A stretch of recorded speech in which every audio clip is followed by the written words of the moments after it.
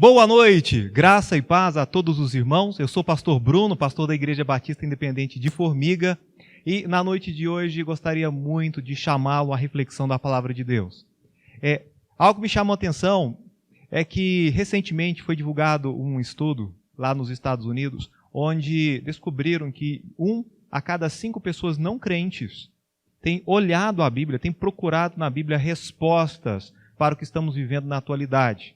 E isso me chama a atenção porque estão buscando na Bíblia o cumprimento de profecias e o que há de vir em diante. Ou seja, sobre o fim do mundo. Eu gostaria de falar sobre isso. Como se preparar para o fim do mundo. Parece até uma pregação, um pouco assim de ficção científica, mas nós queremos ver na Bíblia. O que a Bíblia tem a dizer, como eu posso me preparar, como você pode se preparar para o fim do mundo. A Bíblia diz, remindo o tempo, porquanto os dias são maus. Que os dias são maus, nós bem sabemos. Agora, como aproveitar, como resgatar o nosso tempo. Afinal de contas, os dias são maus. Para isso, nós precisamos saber o que Jesus disse. Eu creio piamente que Jesus Cristo é Deus, é o Filho de Deus encarnado. E que tudo o que ele disse é verdade. E ele diz algo muito precioso em Mateus capítulo 24, versículos 3 a 8. Eu gostaria de ler. Mateus capítulo 24, versículo 3 em diante. E estando assentado no Monte das Oliveiras, chegaram-se a ele os seus discípulos em particular, dizendo: Dize-nos quando serão essas coisas e que sinal haverá da tua vinda e do fim do mundo. E Jesus, respondendo, disse-lhes: Acautelai-vos, ninguém vos engane, porque muitos virão em meu nome, dizendo: Eu sou o Cristo, e enganarão a muitos. E ouvireis de guerras e de rumores de guerras. Olhai, não vos assusteis, porque é mister que tudo isso aconteça, mas ainda não é o fim. Porquanto se levantará nação contra nação, e reino contra reino, e haverá fomes, e pestes, e terremotos em vários lugares. Mas todas essas coisas são o princípio de dores. O Senhor Jesus Cristo aqui, ele é interrogado, ele é perguntado acerca do fim do mundo. E ele traz algumas profecias que vão se cumprindo e dizendo, ainda não é o fim, é apenas o princípio. Na verdade, melhor dizendo, a pregação deveria ter como título como se preparar para o começo do fim do mundo, para o princípio do fim do mundo. A Bíblia diz claramente sobre essas guerras, sobre terremotos, fomes e pestes, que elas vão se intensificando. Em toda a história sempre houve. Sempre houve. Então o que muda na profecia do Senhor Jesus Cristo é que elas vão se intensificando como dores de parto. A Bíblia usa, inclusive, essa expressão. São dores cada vez mais presentes, mais intensas, em um curto espaço de tempo. São dores de parto. E ele fala sobre a necessidade. É necessário que venha tudo isso. E talvez você pergunte, mas qual o propósito de uma pandemia como essa? Qual é o propósito de alguns cataclismas? Por que tudo isso? Deus tem a sua pedagogia e eu tenho aqui comigo alguns propósitos. Como disse em uma mensagem anterior, vem para trazer uma mescla de juízo, de julgamento e misericórdia para com o ser humano. Ou seja, durante esse período, ele julga as pessoas pelos seus pecados, traz juízo sobre as pessoas, mas pelo tempo, ele dá a oportunidade para que as pessoas venham se arrepender dos seus pecados, que venham olhar para Jesus Cristo, para que venham buscar o perdão e a redenção que somente Ele pode trazer. E isso também quebra a arrogância do homem. O homem ele é muito prepotente, o homem ele quase que se acha Deus. E quando algo invisível a olho nu, como um vírus, ele toma conta da sociedade, deixa muito claro que o homem é frágil. Então, quebrando a arrogância do homem, mostrando a fragilidade do ser humano, apontando também os pensamentos e os corações a Deus. Como lhes disse no início, uma pessoa a cada 5, ou seja, 20% das pessoas não crentes estão buscando a Bíblia para terem respostas para o que está acontecendo na humanidade. Então, isso é muito bom. E, além disso, tudo o que está acontecendo confirma a veracidade das Escrituras através do cumprimento delas. E tem mais, algo que nós não lembramos, mas quando o mundo está em caos e coisas ruins estão acontecendo, nós almejamos, nós buscamos mais a volta do Senhor Jesus Cristo. E devemos orar, Maranata, a hora vem, Senhor Jesus. E, pastor, mas quando vai acontecer o fim do mundo? Olha, para o fim do mundo, isso aqui é uma observação interessante. Para o fim do mundo acontecer de uma hora para outra, ainda demorarão 1007 anos. Pastor, como assim 1007 anos? Nós somos pré-tribulacionistas. Nós acreditamos que o arrebatamento ele precede os 7 anos de tribulação. E no arrebatamento sabemos que a data dele é iminente. Pode acontecer a qualquer momento, até durante esse culto. Jesus pode voltar. E ele voltando, a igreja sobe com ele e tem ali 7 anos das bodas do Cordeiro. Enquanto isso, 7 anos de tribulação, de acordo com o profeta Daniel, dividido em 2 períodos. Da tribulação e da grande tribulação, 2 períodos de 3 anos e meio. Depois, Jesus vem para reinar durante 1000 anos, é o período chamado milênio. E depois disso tem o julgamento das nações, o juízo final, e então os novos céus e a nova terra. Ou seja, para o mundo realmente acabar, demora pelo menos 1007 anos. Tá? Então, como se preparar para o início, para esse princípio de dores? Então, primeiro ponto, preparando-se materialmente. Temos exemplo do que fazer e o que não fazer. Pessoas que fizeram bem e pessoas que fizeram mal. Então, espero que você decida por fazer o correto, por fazer o certo. O que fez mal, um deles foi o filho pródigo. O filho pródigo registrado em Lucas capítulo 15, versículos 11 ao 16. Eu gostaria de ler a história. E disse, um certo homem tinha 2 filhos. E o mais moço deles disse ao pai, Pai, dá-me a parte dos bens que me pertence. E ele repartiu por eles a fazenda. E poucos dias depois, o filho mais novo, ajuntando tudo, partiu para uma terra longínqua e ali desperdiçou seus bens, vivendo dissolutamente.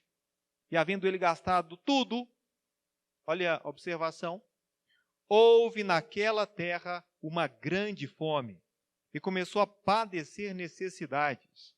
E foi e chegou-se a um dos cidadãos daquela terra, o qual mandou para os seus campos a apacentar porcos, e desejava encher o seu estômago com as bolotas que os porcos comiam, e ninguém lhe dava nada.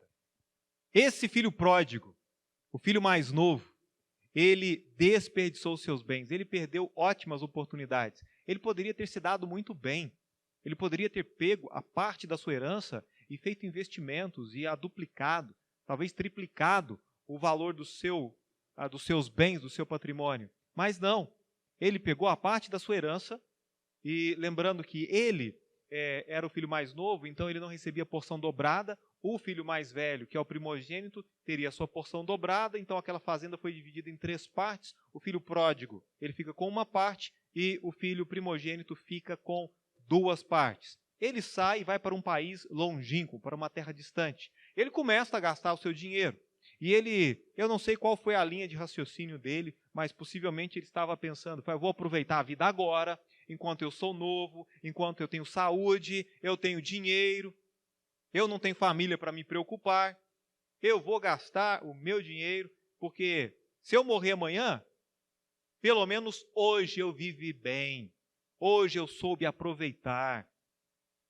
E se eu não morrer, se eu não morrer eu vou trabalhar, como todos fazem, e sigo a vida adiante. Talvez essa foi a linha de raciocínio que ele teve. No entanto, algo lhe aconteceu que ele não esperava. Veio uma grande fome naquela terra. A terra inteira, o país, aquela nação, estava faminta, uma escassez tremenda. Ele começa a passar necessidades. Ele não precisava disso. Não precisava se ele tivesse preparado, se ele tivesse projetado. E a Bíblia diz, em Provérbios 27:1, não presumas do dia de amanhã, porque não sabe o que o dia trará. Para de pensar que o dia de amanhã será assim, será daquela forma, mas você não sabe. Nós não sabemos. Não presumas do dia de amanhã. A Bíblia diz lá em Tiago, capítulo 4, versículo 13 a 15. Eia agora vós e dizei, hoje ou amanhã iremos a tal cidade, e lá passaremos um ano, e contrataremos e ganharemos. Digo-vos que não sabeis o que acontecerá amanhã, porque que é a vossa vida? É um vapor que aparece por um pouco e depois se desvanece. Em lugar do que devias dizer, se o Senhor quiser, se vivermos, faremos isto ou aquilo. A nossa vida é exatamente como um vapor, é como uma neblina. Você acorda e pela manhã temos ali aquela neblina e o sol nasce e ela se desvanece. Eu me lembro do pastor Roberto comentando, quando você vai ali olhar se a água do arroz já secou, se o arroz já está cozido, você levanta a tampa e sobe aquela fumaça, aquele vapor. A nossa vida é assim. E nós não podemos achar que faremos isso ou aquilo, mas se Deus quiser, se vivermos, faremos isso ou aquilo outro. E no caso desse filho pródigo, ele entrou em grande necessidade. E nós aprendemos a não presumir do dia de amanhã. Nós nunca sabemos exatamente o que pode acontecer. Ele não contava que viria sobre aquele país uma grande fome. Ele foi pego de surpresa, justo quando seu dinheiro acabou. Quantos cristãos, quantas vezes nós fazemos algo parecido? Nós nos endividamos, compramos isso e aquilo que não há necessidade, e depois vem um aperto, vem um desemprego, vem uma doença, vem a necessidade de uma cirurgia, alguma coisa acontece, e onde buscar dinheiro? Estamos aí passando necessidade desnecessariamente. Que é o exemplo de uma pessoa que fez diferente, fez correto. José do Egito. José do Egito, temos o texto em Gênesis capítulo 41. Ele soube poupar, ele sabia que tinha pela frente 7 anos de abundância e 7 anos de escassez, de fome sobre a terra. E nós bem sabemos a história, ele é posto por Faraó ali para comandar o Egito, e ele separa, nesses anos de fartura, 1/5 da produção para estocar grãos, para estocar trigo. E durante aqueles 7 anos, eles juntaram e juntaram. Porque nós aprendemos a poupar na fartura para não faltar na escassez. A poupar na fartura para não faltar na escassez. E o que aconteceu? Quando veio a fome, depois daqueles 7 anos de fartura, que são aquelas vacas gordas, aquelas espigas bonitas, vieram então as vacas magras, e vieram também aquelas espigas miúdas, secas. E durante aquele período, ele tinha pão, tinha mantimento na terra do Egito. Gênesis 41, 53 e 54 diz: E acabaram-se os 7 anos de fartura que havia na terra do Egito, e começaram a vir os 7 anos de fome, como José tinha dito, e havia fome em todas as terras, mas em toda a terra do Egito havia pão. Ou seja, ele foi inteligente e ele soube poupar. Ele aproveitou ali o sonho para saber a vontade de Deus. E aqui nós temos a Bíblia, as profecias do Senhor Jesus Cristo, para sabermos que haverá guerras, já tem rumores de guerras, terremotos, pestes, fomes. Então nós precisamos ser sábios e nos precaver. Devemos aprender a poupar na fartura. Devemos aprender a viver com menos do que ganhamos. Devemos aprender a poupar parte do nosso salário para os dias difíceis, para doenças, acidentes, desemprego, crises econômicas como a que vivemos. Devemos ser sempre otimistas, sempre, quanto ao futuro, mas prudentes o suficiente para sabermos que existem imprevistos e acidentes que acontecem durante esse percurso. Prepare-se materialmente. Prepare-se. E em segundo lugar, prepare-se espiritualmente. Você está preparado para o fim do mundo espiritualmente? Aqui nós temos o relato de um homem, em Lucas capítulo 12, que estava preparado materialmente, mas não estava preparado espiritualmente. Versículo 16, Lucas 12, 16. E propôs-lhe uma parábola dizendo: a herdade de um homem rico tinha produzido com abundância. E arrazoava entre si, dizendo: que farei? Não tenho onde recolher os meus frutos. E disse: farei isto: derrubarei os meus celeiros, edificarei outros maiores, e ali recolherei todas as minhas novidades e os meus bens. E direi à minha alma: alma, tens em depósito muitos bens e para muitos anos. Come, bebe e folga. Mas Deus lhe disse: louco, esta noite te pedirão a tua alma, e o que tens preparado, e para quem será? Assim, é aquele que para si ajunta tesouros, mas não é rico para com Deus. De nada vale ser rico aqui na terra se você for pobre lá no céu. Com certeza, não adianta preparar um grande estoque de água e de alimentos aqui na Terra para o fim do mundo, ou começo do fim do mundo, para crises mundiais, se ao morrer você for diretamente para o inferno. Então, não é tão difícil saber o que devemos fazer. Eu comecei falando sobre preparar-se materialmente, isso é algo bom, mas não é o principal. Prepare-se espiritualmente, porque talvez você vai para o inferno tendo mantimento em casa, tendo ali o seu abrigo, tendo condições para se tratar, mas a morte virá. Foi, pastor, mas eu não acredito no inferno. Me desculpa, pastor, eu admiro a Bíblia, eu simpatizo com o Senhor Jesus Cristo, mas eu não consigo acreditar na realidade do inferno. Para mim isso não encaixa. A Bíblia diz em Provérbios 15, versículo 24, para o entendido, o caminho para a vida, o caminho da vida leva para cima, para que se desvie do inferno embaixo. Tem um relato de duas pessoas que faleceram. Um era salvo e foi levado pelos anjos para o seio de Abraão. O outro era perdido. Era um homem rico, no entanto perdido. E a Bíblia diz, e no inferno ergueu os olhos estando em tormentos, e viu ao longe Abraão e Lázaro no seu seio, e clamando disse, Pai Abraão, tem misericórdia de mim, e manda Lázaro que molhe na água a ponta do seu dedo e me refresque a língua, porque estou atormentado nesta chama. Algumas pessoas dizem que o inferno não existe, ou que o inferno é simplesmente uma sepultura. Mas aqui temos um homem que despertou, que abriu os olhos, estando no inferno, em tormentos.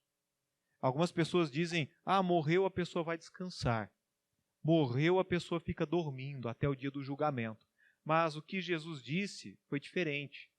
Ele disse que o pobre, aquele mendigo, ao morrer, ele foi levado pelos anjos para o seio de Abraão. Já aquele homem inconverso, aquele homem incrédulo, ele foi levado diretamente, imediatamente a um lugar chamado inferno.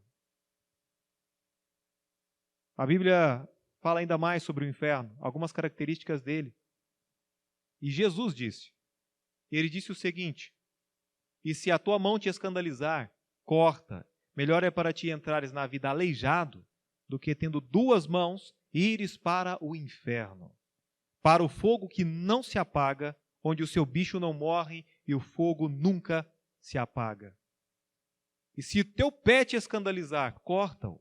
Melhor é para ti entrar coxo na vida, do que tendo dois pés e seres lançado no inferno, no fogo que nunca se apaga, onde o seu bicho não morre e o fogo nunca se apaga. E se teu olho te escandalizar, lança-o fora. Melhor é para ti entrares no reino de Deus com um só olho, do que tendo dois olhos e seres lançado no fogo do inferno, onde o seu bicho não morre e o fogo nunca se apaga. O Senhor Jesus Cristo, ele enfatiza diversas vezes o inferno, um lugar de tormento, um lugar de pranto. Ele usa também a expressão de trevas exteriores, de ranger de dentes, um lugar de sofrimento, onde o fogo não se apaga e o bicho nunca morre. Você está preparado? Está preparado se a morte vier nesta noite? Está preparado para estar com Deus no céu? Você tem certeza da sua salvação? Isto é, você está convicto, 100% de certeza, que se a morte chegar ao seu lado nesse instante, você habitará com Jesus Cristo no céu? Ou talvez, não, pastor, eu tenho apenas, uns 80%, 90%, porque eu sou uma boa pessoa, eu vou à igreja, inclusive estou assistindo essa pregação, este culto, então eu sou uma boa pessoa.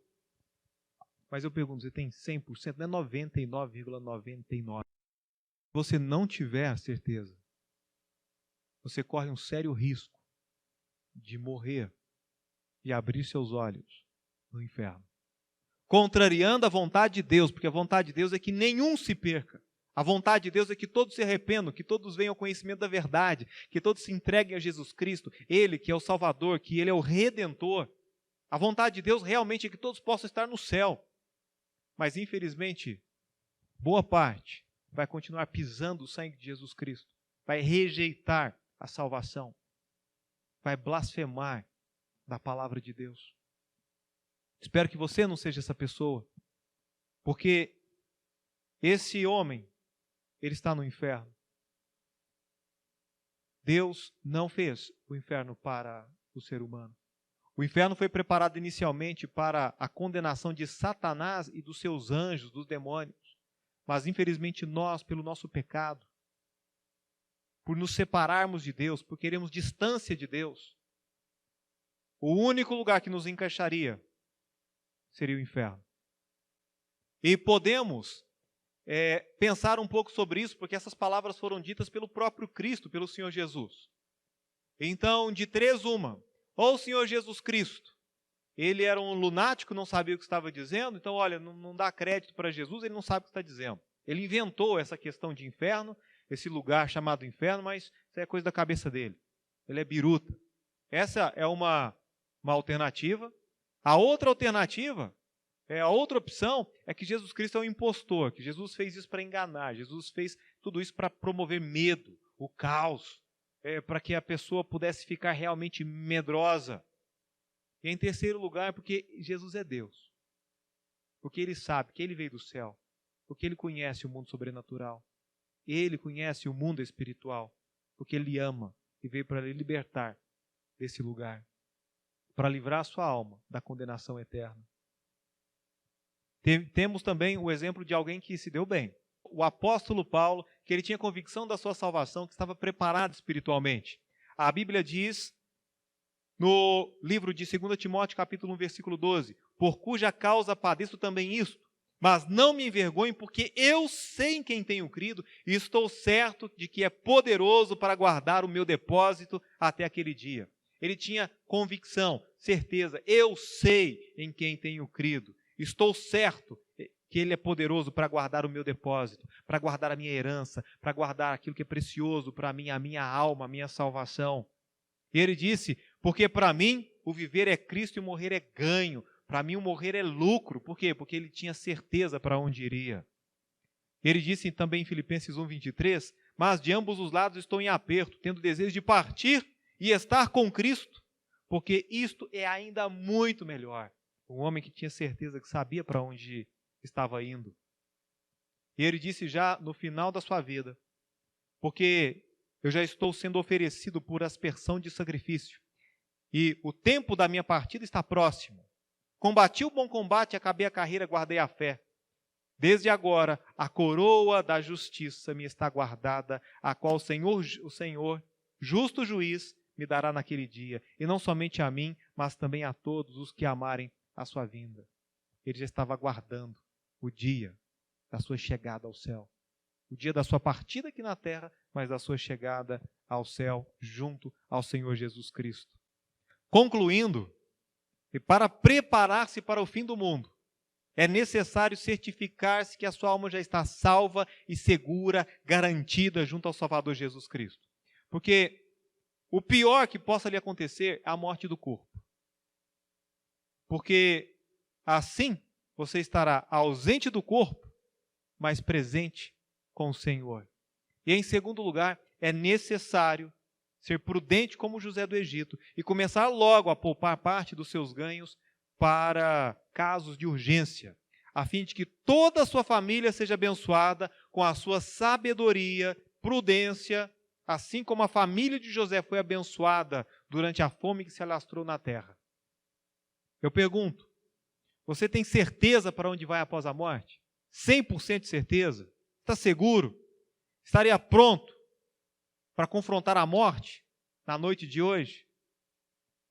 Eu me pergunto, se não, o que lhe impede de se arrepender dos seus pecados agora e aceitar Jesus como seu único e suficiente Salvador?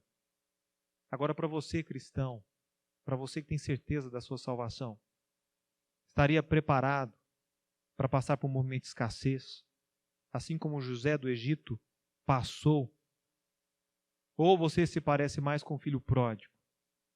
Talvez esteja pior do que o filho pródigo, porque o filho pródigo não tinha família para sustentar. Talvez você tenha família para sustentar. Por isso, decida logo poupar na fartura para não lhe faltar na escassez. Vamos orar. Pai, obrigado por essa noite, por essa palavra. Agradeço pelas profecias. O Senhor diz para não nos assustarmos. Não nos assustarmos. E eu peço, ó Pai, dá-nos a coragem, a prudência, a fortaleza no Senhor, para que possamos suportar o que vier no nome do Senhor. Se há alguém sem Cristo como Salvador, que nesta noite possa agora, onde estar, se arrepender dos seus pecados e entregar sua vida a Jesus. E aos cristãos eu peço, em nome do Senhor Jesus, que possam ser prudentes e acreditarem nas palavras de Jesus e fazerem como fez José do Egito, para que toda a família possa sobreviver, para que a família possa ser abençoada pela sabedoria dos filhos de Deus. Ó Deus, muito obrigado por essa noite. Em nome de Jesus. Amém.